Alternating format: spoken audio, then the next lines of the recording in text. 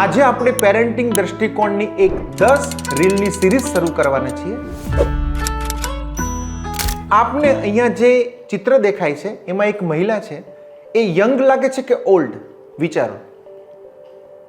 Okay, તો હવે જેને યંગ લાગે છે એ ઓલ્ડ છે મહિલા એવા દ્રષ્ટિકોણથી જુઓ, અને જેને ઓલ્ડ લાગે છે એ મહિલા યંગ છે એવા દ્રષ્ટિકોણથી જુઓ।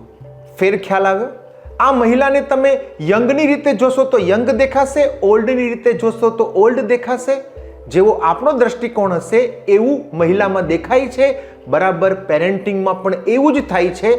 આપણો જેવો ઉછેર થયો, આપણો જેવો અનુભવ છે એના આધારે બાળક પ્રત્યેનો આપણો દ્રષ્ટિકોણ બને છે।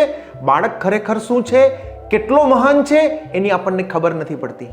તો આ દ્રષ્ટિકોણની સિરીઝમાં 10 રીલમાં હું આપને પેરેન્ટિંગનો દ્રષ્ટિકોણ ચેન્જ કરીને બાળકનો ઉત્તમ ઘડતરની રાહ દેખાડીશ। શું આપ એક્સાઇટેડ છો? તો કોમેન્ટની અંદર મને જણાવો।